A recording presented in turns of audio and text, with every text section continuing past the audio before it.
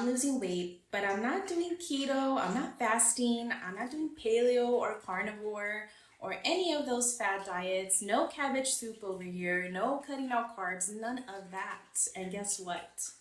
I've lost 35 pounds and counting. And here's why I'm not doing fad diets and what I'm doing instead.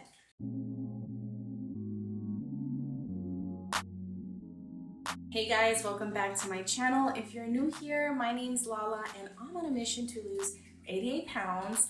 No quick fixes around here. I'm just trying to figure this out, just real life. So if you're tired of fad diets too, you're definitely in the right place. Why am I not doing fad diets?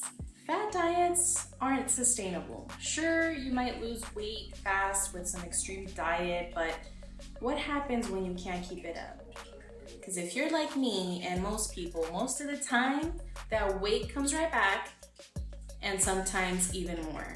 So I've learned that if I can't see myself doing something a year from now, then it's just not worth it. And just to be clear, this doesn't mean fad diets aren't bad or that you can't do them.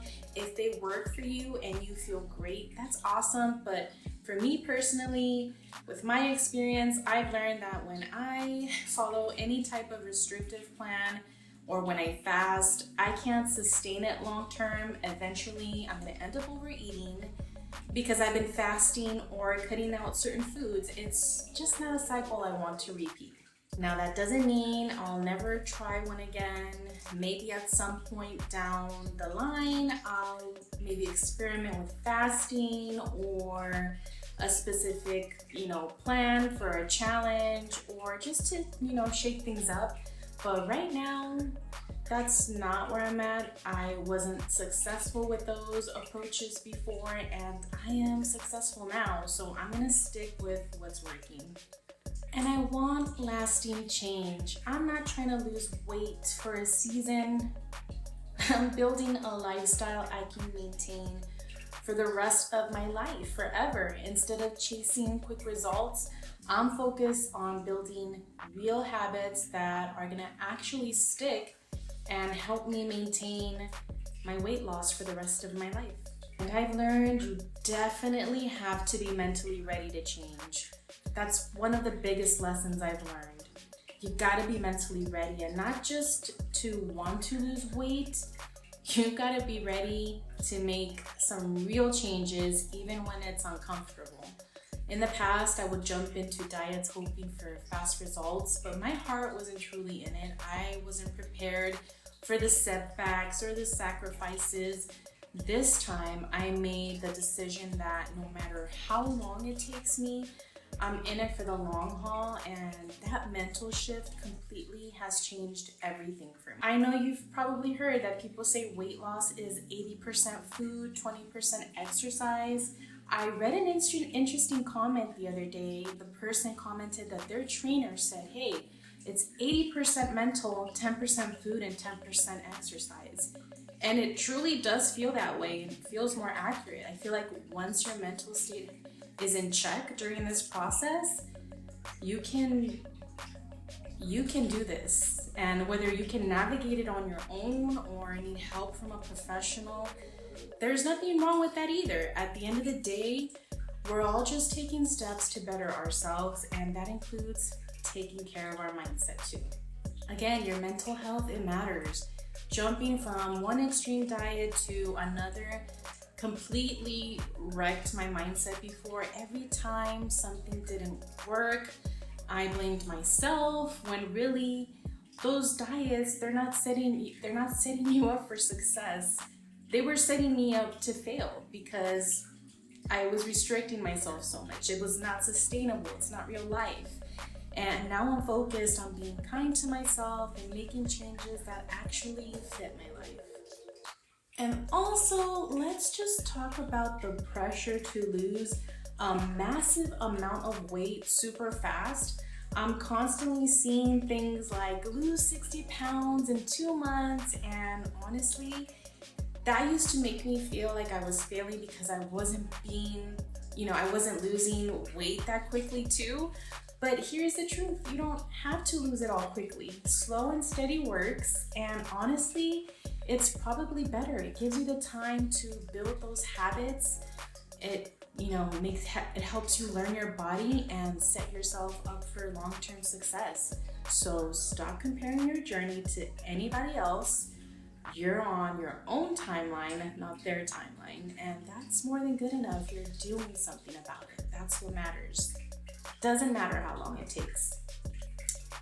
And balanced eating works, guys. Instead of cutting out entire food groups, I'm learning how to balance my meals, watch my portions, and enjoy everything in moderation. I don't keep foods in the house that I know will trigger, overeating, but I still treat myself once in a while. And to follow up what I said earlier, I am making healthier food decisions and I do treat myself sometimes. I just don't do it all the time. It's about finding a balance that works for my body and my mind. And honestly, I realized the other day, I don't even crave the foods I used to obsess over. I'm genuinely enjoying healthier foods now because they make me feel good. They give me energy and they actually keep me full. I used to be an all-day snacker, and now I have maybe one snack a day, sometimes none, because I'm really putting in that effort into my meals and just making sure they're satisfying. And no foods are off limits, and even though I hated tracking calories at first, it definitely opened my eyes on how much I was overeating without realizing it. Even when I reach maintenance, I'll probably keep tracking occasionally, or certain foods like rice, potatoes, just to stay mindful, because I will overeat those, and because also I never imagined I would be nearly 230 pounds. And like I mentioned, yes, I do eat carbs every day, rice, potato. Once you realize how much carbs fuel your body and your workouts, you don't see them as scary anymore.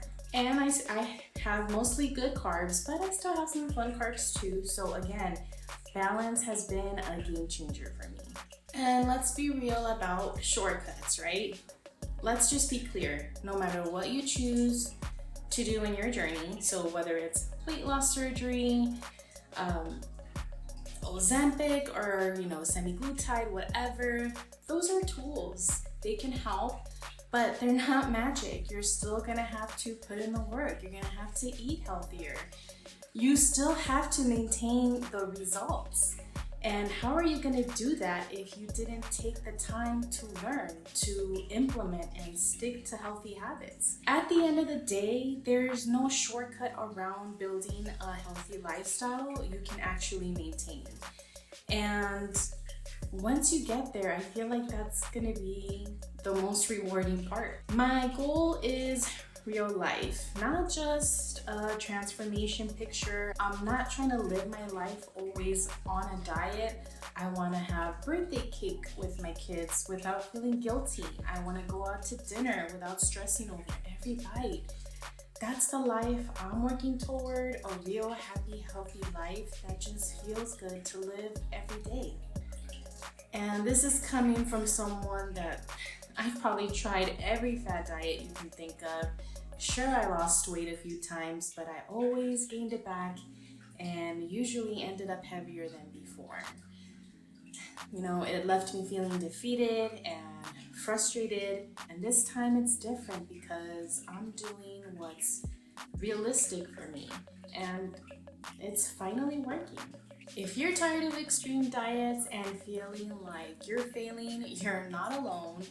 You don't have to do anything drastic to get real results. Small, consistent changes add up. You just gotta be patient and give yourself grace. You are capable of so much more than you think. And that's all for today's video, guys. I just wanted to share this because there are so many videos out there telling you what not to eat. Don't eat oatmeal, no seed oils, no gluten. Do what works for you. If you're seeing results and feeling good, keep going. And look, I'm not saying those diets are wrong. If you love them and they're sustainable for you, that's amazing. But for me, this balanced, more realistic approach is the only thing that's honestly ever felt right, and I can truly see myself continuing with these habits for the rest of my life. And now I want to hear from you. Comment down below. Have you had long-term success with these fad diets? What helped you build habits that actually lasted once the diet ended? And if you want to follow my journey, make sure to subscribe. I still have 53 pounds to go, almost at the halfway point, and I'd love for you to stick around. But thanks for watching, and I'll see you guys on the next one. Bye.